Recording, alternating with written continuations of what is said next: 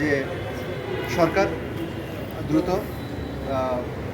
তাদেরকে ন্যায় বিচারের যে প্রক্রিয়া আছে সেটা তো তারা শুরু করবেনই, সেই আশাবাদ আমার আছে, সেই বিশ্বাস আমার আছে। কিন্তু তাদেরকে কম্পেনসেট করা এবং পারপেট্রেটরদের মধ্যে যারা এখনও পর্যন্ত আইনের আওতার বাইরে আছে তাদেরকে আইনের আওতায় দ্রুত নিয়ে আসা, এটা দরকার। লাস্ট একটা কোশ্চেন, সেটা হচ্ছে যে এই এখনো অনেকে মানে আগস্টের এইটার পরে এখনো অনেকে হচ্ছে তাদের গুম স্বজনকে খুঁজে পায় না।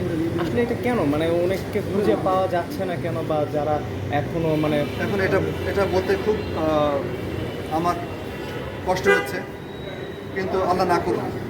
হতে পারে যে গুম হয়ে যাওয়া ব্যক্তিদের মধ্যে যারা প্রাণ হারিয়েছেন তাদের মধ্যে হয়তো বা থাকতে পারেন। আমরা আশা করব যে সেটা যাতে না হয়, তারা যদি ফিরে আসেন।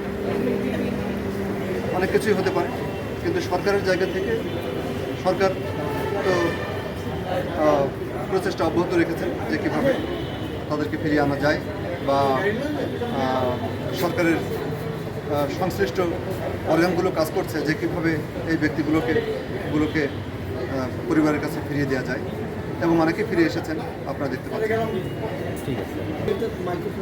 আমি মোহাম্মদ শরীফুল ইসলাম, অধ্যাপক, রাষ্ট্রবিজ্ঞান বিভাগ, ঢাকা বিশ্ববিদ্যালয়।